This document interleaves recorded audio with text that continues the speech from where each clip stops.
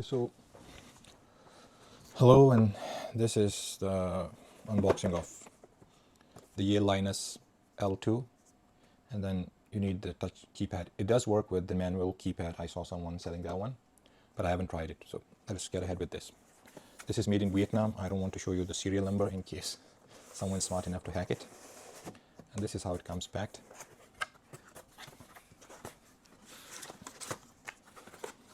This is the lock. For the back plate. This thing is tiny. This thing is like literally tiny. Teeny tiny from here.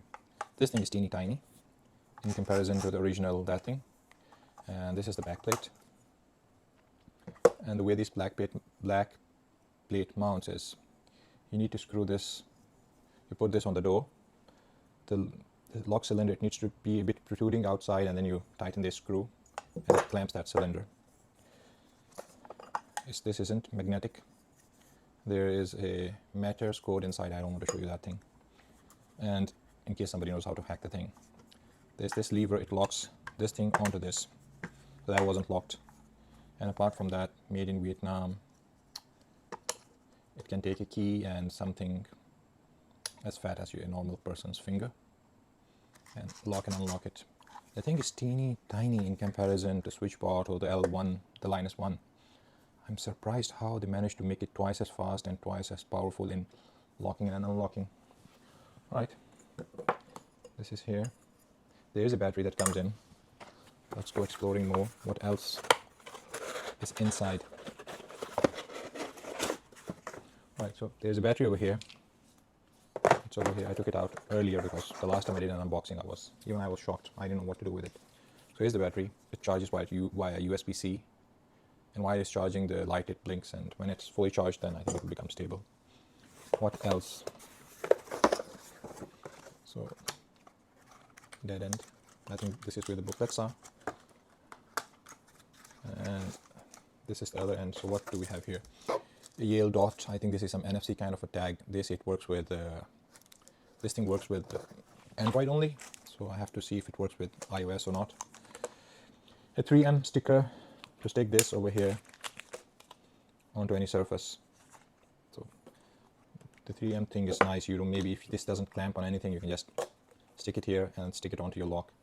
The thing is, the mechanism isn't that difficult. This thing just needs to rotate the key. So if it is somehow stuck even with 3M, the thing will work.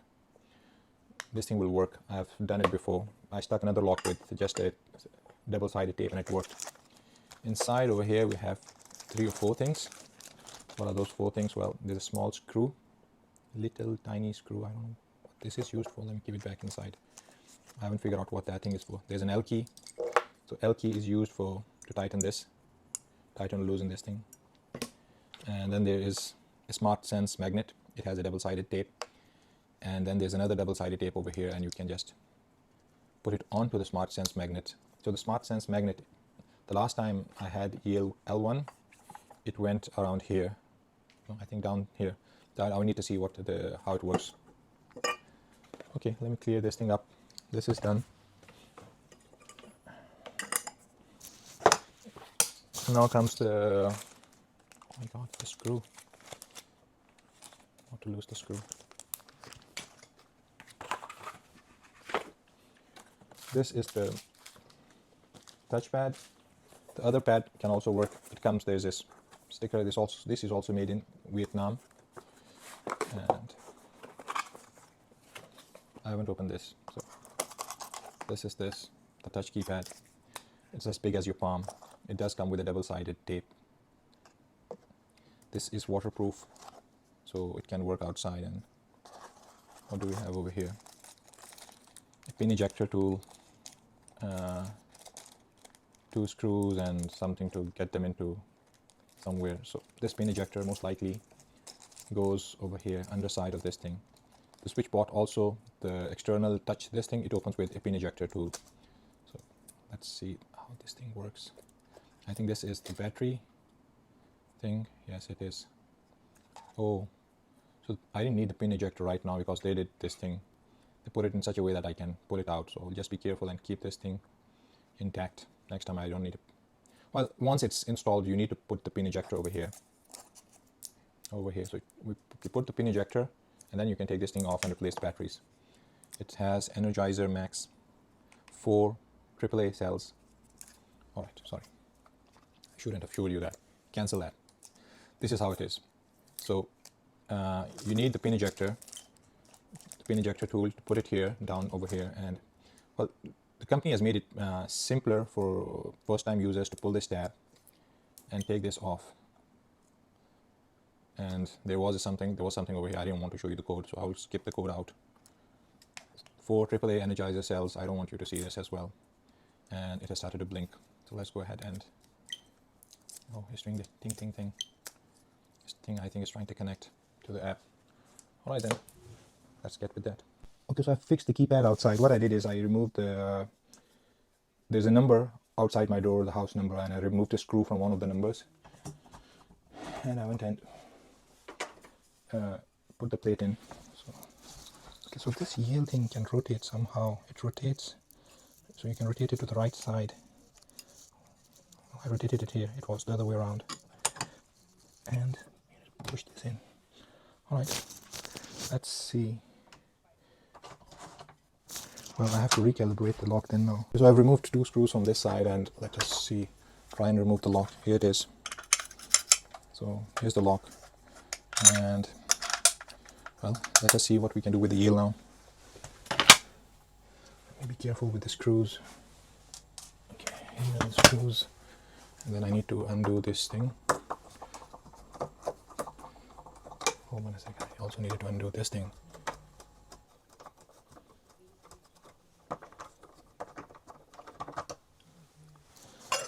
And then let us see how the Yale thing works. Is it better than this? Is it worse off than this? Oh. The Yale isn't going to be so easy to fit, is it? I need to screw this thing in, and the Yale isn't going to let me do it easily, is it? No. Yale is going to create an issue. So I need to screw this in, put it through the Yale thing, then unscrew it, then put it here, then screw it back, screw it in back in, as tight as it can go, and then okay, this Yale's L key. But this fitting seems more sturdy in comparison. The back plate is more sturdier than Switchbot's plate. But Switchbot has a lot more things. If you live in your home, just use the 3M sticker. That's going to work fine.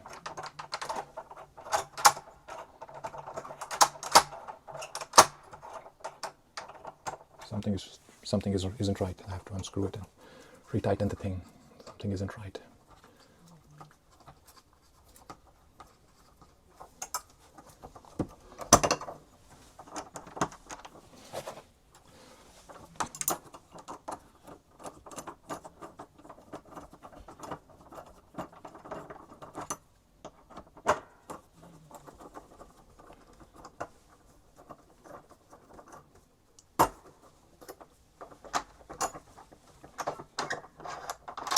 Okay, now it's secure. I put everything back before I mix things up.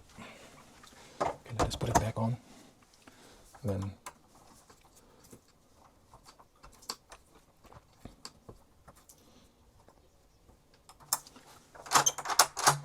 so it's locking and unlocking stuff. Okay, and now the last process is to get this on top.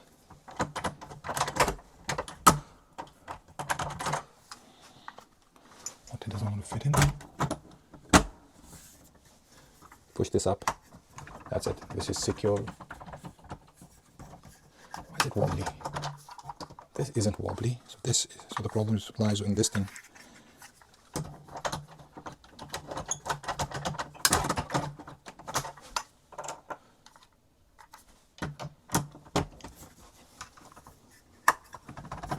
Well, this is how it is. And then you have to install this thing over here. So let's remove this and install. Well, this magnet is the Yale's magnet is far stronger than Switchbot's door sense magnet. So let us see what this does. It has to be parallel to this thing, so something around here, if I'm not mistaken. Let's see. Let me get the battery and see how this thing works then.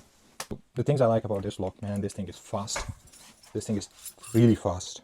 I'm surprised by the speed it locks and unlocks. The only problem I have with this thing is there's a thumb turn. For a regular person, yes, that is a good thing. But for somebody that lives with someone that is disabled, the touch thing would have been better. You could just press it. The Switchbot had that. Press it and it locks. Press it and it unlocks. So if I'm holding a carton or a lot of things, I just need to somehow touch it and it will unlock. With this, I have to physically unlock it to get out of the house. I can't every time use. Yes, I can use Hey Siri, do this, but then that's a safety hazard. Anybody can shout from outside your door asking that Apple Assistant to unlock the thing, and your, well, voila, it goes off.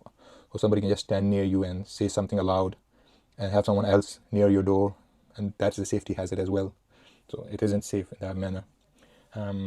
This thing is connected to matters. It is small. This thing is small. Like, it's hardly noticeable. There's nothing different.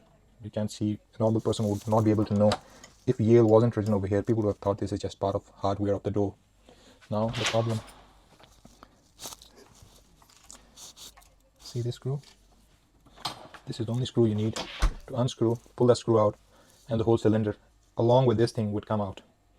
You can change a Euro cylinder. It isn't that hard. What I like about this Switchbot lock, number one, it has these batteries, and the real original ones that they sell, the rechargeable ones, you can swap one out and leave one in, and they charge through USB-C, and the lock will still work. So once you have one charged, bring it back, plug it in, and take the other one out, take it back to charging. So like, it's an infinite loop. The other thing is this cover is magnetic. So this is the first thing that is really nice about this lock.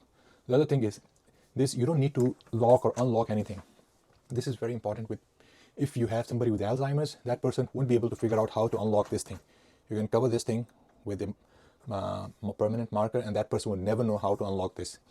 So the only way to unlock this for you, which is very convenient, is a touch system. Press this, it unlocks.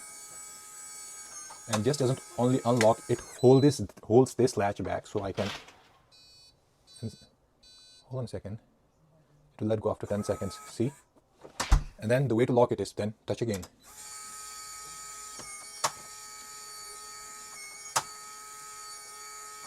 Okay, the third thing that's really nice about this is the motor it has is extremely powerful. Even if you have a stuck sort of lock, this thing will rotate it. And the external keypad, the touch one, it can store 100 fingerprints. There are not dramas like in Yale or other companies that they restrict you have to create an account to register a fingerprint. No, you can just register 100 fingerprints and you go out, you touch the keypad outside and it's going to work. So these are a few of the very nice features of this lock. Switchbot Pro 2, I think. It is very cheap. It's 170 or 80 pounds. If you buy it directly from their website, they will include the rechargeable batteries for free in the 70 and 80 pounds. And it will include the external touch keypad and a Matters mini hub. They will include all of this. So you won't need anything else. Then the more important thing about this is, in comparison to the Yale, this company, they offer a lot more flexible fittings for a lot more sort of locks. So if you buy this, chances of you being able to fit this on your door are far higher than the Yale Linus lock. This one just comes with this. Yes, this is made of metal and it seems a bit more sturdy, but then this thing comes with a lot more things. It will be easier to fit it. Now, why am I removing this? There has been an issue. I don't want to discuss it. I think it's a one-off thing, so maybe it's a glitch on my end. Maybe it's a glitch in the software. I don't know, but something is wrong. That's why I'm removing this and replacing it with the Yale. The other problem I'm facing is the noise. So whenever this thing unlocks, everybody within maybe 100 feet would know this door has unlocked and I'm not at home. And well, if there's a thief sitting around behind a bin, that guy would be able to figure out. All he needs to do is sit down and listen for the door to unlock, and then just scoop into the house and get whatever he wants, and then before I come back. But this thing is customizable. The noise is an issue. The keypad is fantastic. one of the best things. I did a registration for the Yale thing, and that thing is useless. You need to create an account. If you want to put 2 fingerprints, you need to create 2 accounts. You can't just create a guest and create a fingerprint. No, you have to send an invite to somebody. It's a lot of drama. And then there's just 1 fingerprint. What if I come home and I'm holding something in one hand and I want to use my other hand's fingerprint? Then what am I going to do? There are a few weird things with Yale. The other larger problem with Yale is Yale is super expensive. It isn't cheap. This thing is 100, maybe 60 pounds, 70 pounds, and Yale is something nearing 400 pounds. How 400 pounds? Well, 210 pounds for this lock. Then the touch keypad is 110 pounds. You can work with the 60-pound normal keypad that Yale has. Then if you need to modify something on the door, the lock, man, that is going to be an issue. The Switchbot, it's superior, it's better. Yes, it makes a lot of noise. It is relatively slower than the Yale thing. But however, the touch thing and this touch keypad is far superior. The software is better than Yale's.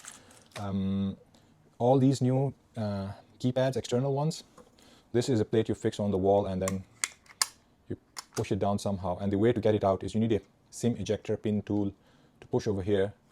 So you go under there, push it, and then you release this. See this thing? The SIM ejector tool will push this in and you'll be able to remove it. Otherwise you can't remove it. The only odd thing I feel about this is CR123A batteries, 2 of them for this. Like the Yale one has 4 AAA cells. Maybe they needed 6 volts, but I think you can get 6 volts, 336 volts that way. Maybe the design, whatever, they made it more compact. One other thing I read about this is on the page it's written as IP65. I don't know if this lock is IP65 or just the keypad is IP65. I don't know about that. I haven't contacted the company. But if this is IP65, you can use it. Ideally, you can use it outdoors. I don't know what scenarios those would be if you want a smart lock outdoors. This is how the 4 AAA battery cells over here. This is how they last a long while.